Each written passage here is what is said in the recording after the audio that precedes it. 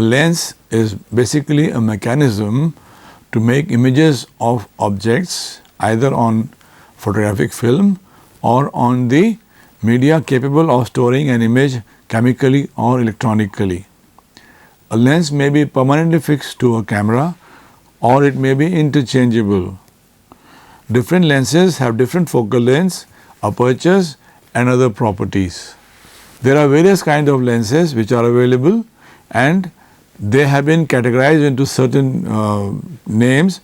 For example, we have normal lens, we have telephoto lens, wide angle lens, fisheye lens, zoom lens and perspective control lens. Now all these lenses have different properties and different results. We will see them one by one.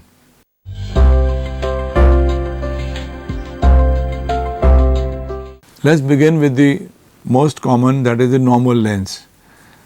Normal lens in photography or in cinematography is a lens that reproduces perspective that looks exactly as it appears to the human eye. It is natural looking picture. Therefore, a normal lens, as the name suggests, gives us a normal look. A lens with focal length. Now, how do you define a normal lens? Normal lens is a lens with a focal length which is equal to the virtually equal to the diagonal of the negative that it produces. Now, different brands have different formats of within 35 millimeter camera also. So, therefore, we have found that anything between 45 millimeter to 55 millimeter, these lenses are called normal lenses for a 35 millimeter camera or a miniature camera. Normal lens has a great amount of latitude for aperture. It can be as much as from f1 to f32, which means there are a variety or there is a huge amount of openings available for shooting pictures. For low light, for example, we need lenses with a aperture which is as good as 2.8 or maybe even smaller or even larger, because photojournalists, for example, if they are shooting in the evening or under low light conditions, these lenses are very useful for them and they can take pictures even if the light is very low. Normal lenses are basically available with all the cameras because they are the prime lenses for all the cameras, and people who have to do some specialized work, they normally do away with this lens because this lens gives a normal look. This picture of a restaurant dining table was taken with a normal lens. As you can see that the whole table is in acceptable sharpness, but little beyond the flower there is a kind of unfocused area or say blurred area. It is because the depth of field was only limited to as much as the width of the or the diameter of the table.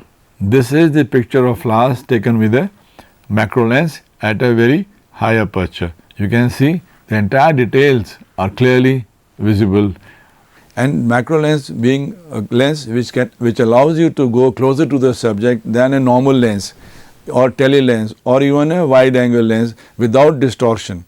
A macro lens has the great advantage of giving you a complete sharp picture without going away from the subject, and going closer to the subject is what it allows you.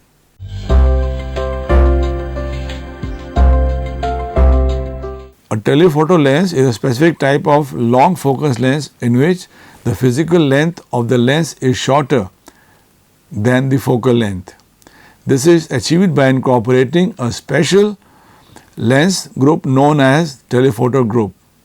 It extends the light path to create a long focus lens in a much shorter overall design. The angle of view and other effects of long focus lenses are the same for telephoto lenses of the same specified focal length. Long focal length lenses are often informally referred to as telephoto lenses. A telephoto lens is a lens whose focal length is greater than that of the normal lens. That is to say, it gives a perspective which is smaller than what a normal lens will give. A telephoto lens has great advantages, particularly when it comes to depth of field or it comes to doing portraiture. A telephoto lens can give you specific results. Sitting at a very far from the subject, you can take pictures at a very close range simply because it magnifies or it reduces the distance between the camera and the subject. Telephoto lenses have, while they have the advantages of isolating the subject, the disadvantage is the shorter depth of field. The shorter depth of field can eliminate or sometimes even put out of focus subjects which are very close or the objects which are very close to the subject.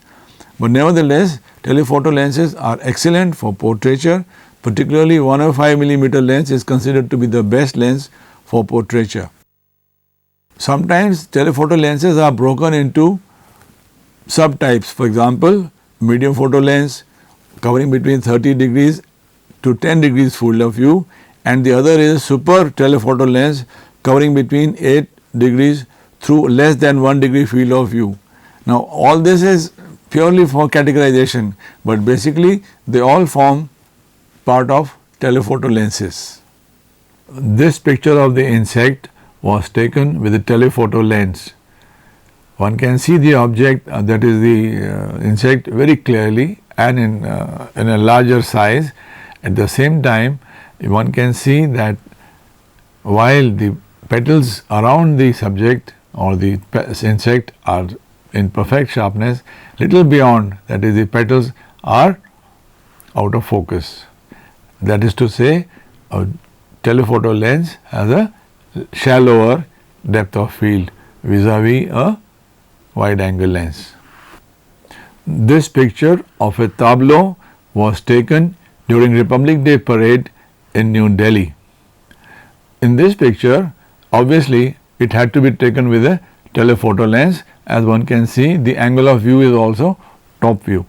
Now, the real thing about this picture is that although it is a telephoto lens, the aperture was kept so small that the entire depth of field around the tableau is clearly visible, but if you go further into the crowd is out of focus.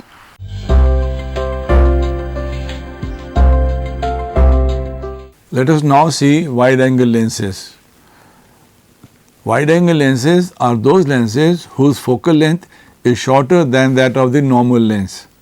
Now, a wide angle lens, as the name suggests, gives a wider view of the subject. It has its great advantages, it has also certain disadvantages. These lenses are also divided into super wide lenses, and later on a super wide lens becomes a fisheye lens. However, in the case of a wide angle lens, the point to note is that besides giving a wider view of the subject, it has advantages like greater depth of field. That is to say, even at the middle aperture, one can get a huge amount of depth of field, for example, for shooting landscapes or subjects which are dispersed within the vertical distance, and they can all be in focus. At the same time, they can be in the true perspective. However, the disadvantage with a wide angle lens is that if it is not held properly or used properly, it can change the perspective, it can create perspective distortion, which means, for example, if you are shooting Taj Mahal and if you are not holding the camera properly, chances are that the verticals or the pillars on the sides of this Taj Mahal will look as if they are falling into and collapsing. On the other hand, if you know how to handle a wide angle lens, the picture will be absolutely perfect, it will be straight. The only thing is that your camera should be parallel to the structure. The other advantages of wide angle lens are that it can be used even in a small space with a large number of people. I have myself shot as many as 10 people in a small area of about 8 to 9 feet, and there is no distortion at all, and the results are perfect. You cannot even make out, and all of them are in focus simply because of the depth of field. So, that is how a wide angle lens can be used. It is a very useful lens, and particularly 28 millimeter lens gives least amount of perspective distortion. However, while shooting with 24 millimeter lens or 20 millimeter lens or even less, you have to be careful because the perspective distortion becomes all the more prominent. In this picture of a woman weighing mangoes is a clear example of perspective distortion. Firstly, it is a wide angle lens. Secondly, he has taken at a very low viewpoint, thereby further distorting the perspective. This picture shows a proper use of a wide angle lens. Here it is a 28 millimeter lens used, and one can see that it covers a bigger area. The people, they look normal, they look straight, and not only that, the depth of field, which is so important when it comes to wide angle lenses, the Durga or the statue is also very clearly visible, and even beyond, the clouds and the sky have a great amount of sharpness and details. This picture of the rider early in the morning taken at Rajpath gives an impact or a feeling of a super wide lens, but one can see clearly there is no perspective distortion. Actually, it was taken with a 28 millimeter lens and was later cropped to a extreme composition.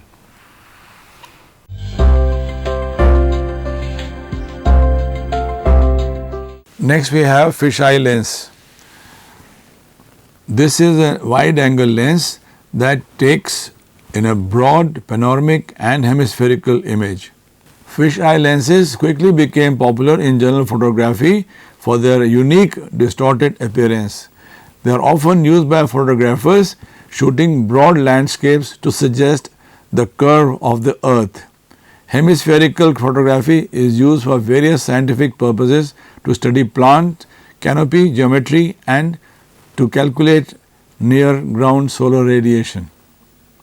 The focal length of fisheye lenses depend on the film format.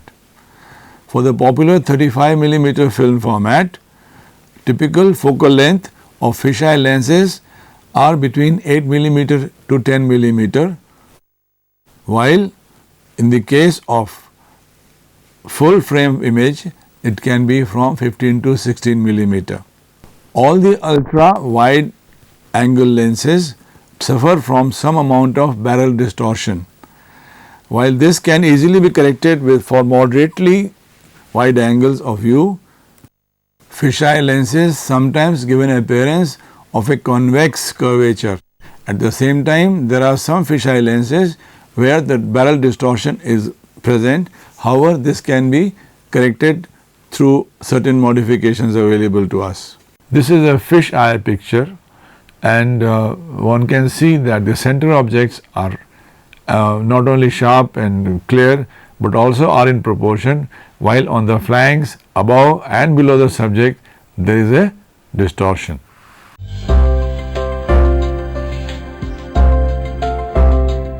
We will now have a look at zoom lenses. Zoom lenses, it is a mechanical assembly of lens for which focal length can be varied. They are also known as variable focal length lenses. That is to say, the focal length within the same lens can be varied even from a wide angle to a telephoto angle. Normally these lenses are available, and the popular ones are like Nikon 18 mm to 200 mm, or for that matter 18 mm to 55 mm.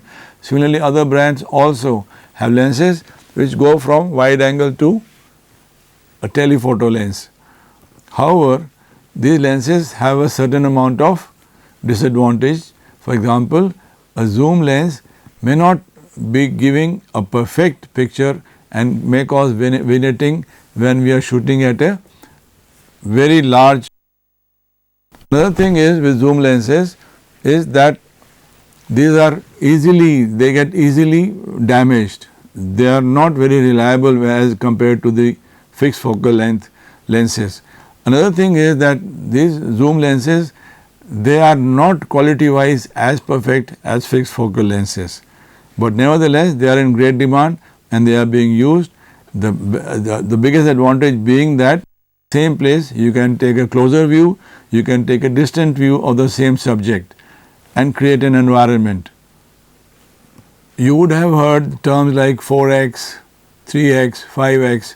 These kind of figures are available just to intimate to you that the magnification through this lens can be if it is 4x, it can be 4 times. That is to say, if a subject is say 16 meters away from you, you can bring it as close as 4 meters because it is 4x.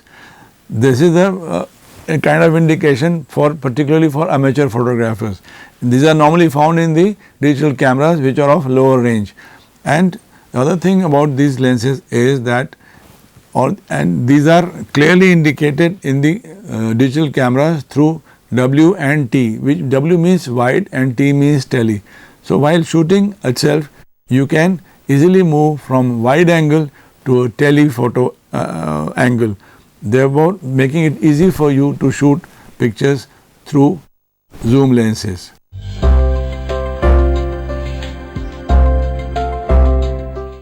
Now we will talk about PC lenses or perspective control lenses. Now these are generally used for architectural purposes where the convergence of the building or the distortion of the buildings is avoided by moving the lens itself. Now these lenses, they can create a shape of the original building without moving closer to it or away from it, and this is why they are called perspective control lenses. Perspective control lenses can be used to show the buildings vertically straight, but also they can be used in landscapes. They are also used in what you call close-up photography, whereby the subject appears to be as natural as it actually is. Since we cannot go very close to the subject because of perspective distortion, this kind of lenses are very helpful even in taking a proper natural picture of the subject. These are very expensive and are rarely used, but they are available in the market, and the best example of perspective control comes from the large format cameras where the tilt and shift facility is available. Those are the real perspective controls, but here this is a kind of a choice for it's a poor man's choice, I would say, perspective control lens. At the same time, it is useful for taking pictures on a miniature format camera.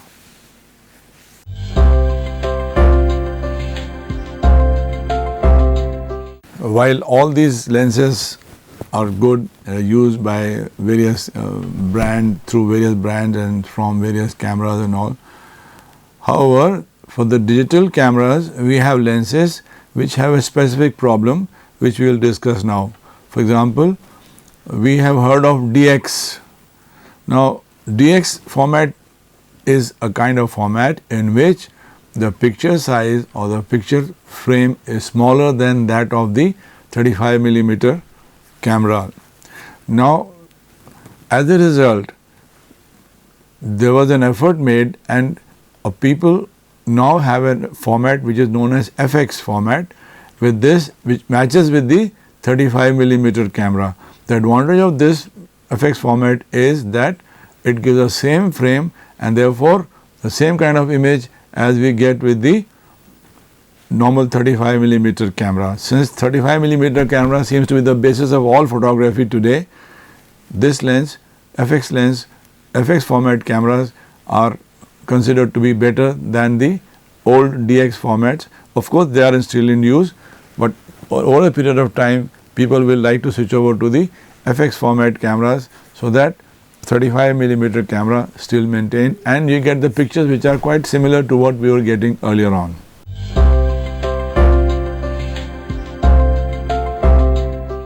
To conclude, there are various kinds of lenses available to us for photography. They are the normal lenses, they are the telephoto lenses, the wide angle lenses, the zoom lenses, the fisheye lenses, and also the digital camera lenses. They all have their own advantages and disadvantages. Over a period of time, one would realize that normal lenses are the least used lenses because of the normal view that the eye sees. However, the other two lenses, that is mainly the telephoto lenses and the wide angle lenses, have a great use. Wide angle lenses are used basically in cramped areas, or in the case of say landscapes, or when we want more depth of field, while telephoto lenses give us shallow depth of field, they compress the view, they can be used from a distance, and therefore they can be useful for various kinds of pictures where perspective, where the sharpness is a kind of say the main consideration. In the same time, we have fisheye lenses which give a very distorted perspective, and they are used very rarely. At the same time, some people use them very creatively. As far as digital cameras are concerned, the FX is the best format available to us today because it matches with the 35 millimeter camera, and it gives the same view as 35 millimeter camera. And they are becoming more and more popular. However, the lenses, fixed focus lenses, are easily the best and compared to the zoom lenses.